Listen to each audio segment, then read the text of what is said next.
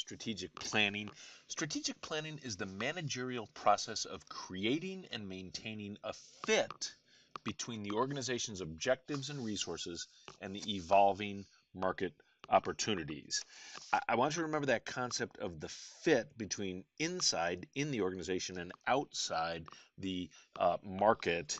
Strategic marketing management addresses these questions. What is the organization's main activity at a particular time? Well, that's what it has inside.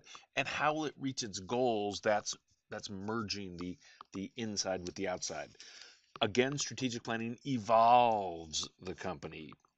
And the reason is the company inside has got to evolve because the environment outside is always evolving. Remember this, all markets are dynamic. All markets are dynamic. That simply means that they're always changing. And it's interesting to look at some companies who did a good job of evolving and some companies that did a not so good job of evolving. And we'll look at the post-slide rule company, IBM, Western Union, Nike, Woolworth, and Walmart. And I'll start with the post-slide rule company. And the name of the company pretty much tells you what happened to it. Well, first off, what is a slide rule? A slide rule is a mechanical analog computer used primarily for multiplication and division, and also for functions such as roots, logarithms, and trigonometry.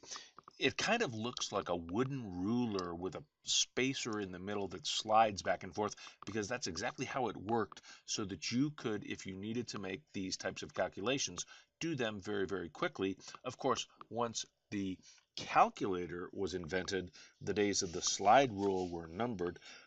There was nothing that the people at the post-slide rule could have done to stop the elimination of the slide rule. It became completely unnecessary with the calculator. But what they could have done is evolve the company. They had some capabilities and assets that could be utilized. The two main companies in the new calculator business were brand new to this. Post could have been a player in the calculator business, but they stubbornly clung to this dying technology, this slide rule technology. Now let's look at an example of a company that did a much better job of evolving, and that would be IBM. Here's a great little trivia question. IBM, what does that acronym stand for? IBM, that stands for International Business Machines. Machines. IBM started as a machine company. In fact, their first product lines were cash registers and then tabulating equipment. And then they got into office equipment and became a major player in typewriters. They saw an emerging new technology and came to dominate the computer industry. They had more than 90% market share of the computer industry, mainframe computers. Here's a picture of one of their major product lines, the IBM 7090 computer system. Here's some interesting facts about the IBM 7090. It was introduced in 1959. It cost $2.9 million. Now, if we look at that in today's dollars, that's $23 million in today's dollars. How powerful was the IBM 7090? How much could it calculate? Well, it was far and away the most powerful supercomputer at its time. But let's compare it with some technology nowadays. As you can see in the upper half of that graphic, the IBM 7090, significantly more power than anything else out there. But it's kind of dwarfed by what's out there now. In fact, this piece of equipment that costs $23 million in today's dollars has significantly less computing power than the Nintendo Entertainment System. Significantly less power than the Sega Genesis system. But IBM didn't just stick with this dying mainframe technology. They saw the light and they evolved into personal computers. There was the iconic IBM desktop. They became a major player in laptops. There's the IBM ThinkPad.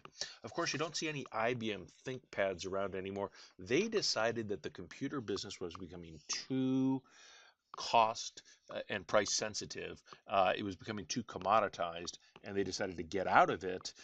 when they decided to get out of it, they decided to spin off, sell their computer business, and so they sold that to Lenovo, the Chinese computer giant. So now when you see a ThinkPad, it doesn't say IBM ThinkPad on it, it says Lenovo ThinkPad.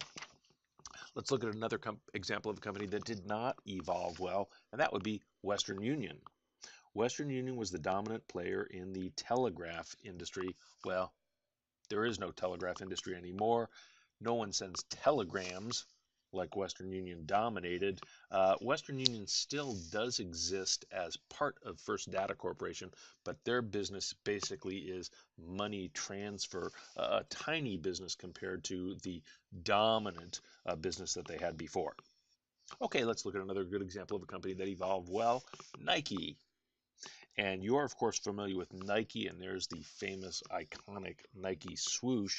Nike actually started not as a manufacturer of athletic shoes and athletic apparel and equipment, but as a distributor. Blue Ribbon Sports was the name of the company.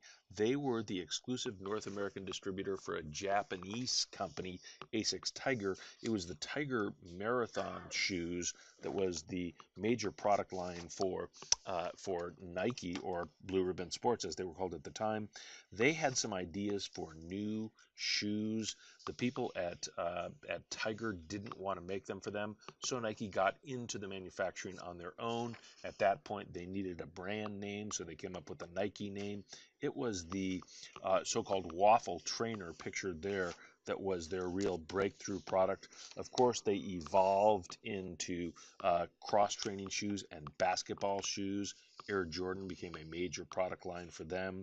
They evolved into virtually every aspect of athletic footwear, including improbably ice skates, although they sold off the ice skating business. They got heavily into equipment, especially in golf.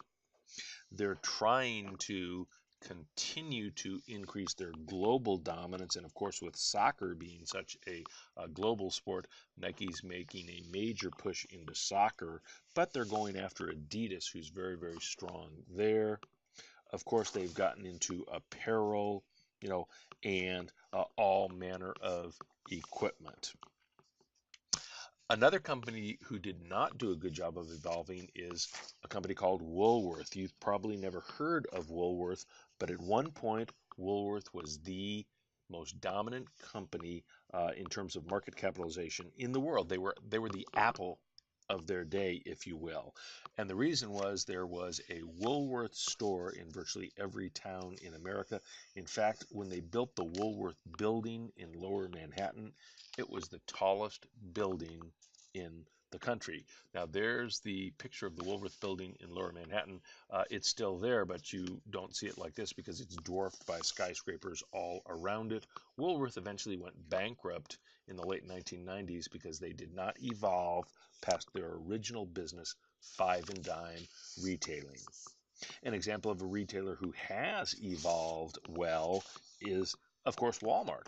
Walmart came around in 1962 as a mass merchandise discounter, but they continue to evolve, adding departments, including food, to the point now where Walmart is the largest grocery retailer in the United States with more than 30% share of the U.S. grocery retail market. Is it possible that Walmart might go away and not exist anymore? Almost impossible to think that, but it would have been impossible to think that of Woolworths, a number of years ago.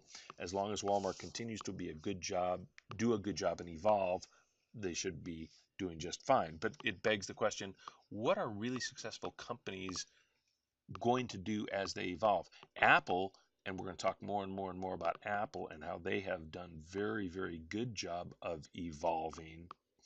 The people in the traditional cable industry have really got to make some changes because distribution and delivery of content, is changing so rapidly.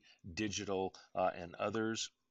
McDonald's, the fast food industry, is changing very, very rapidly.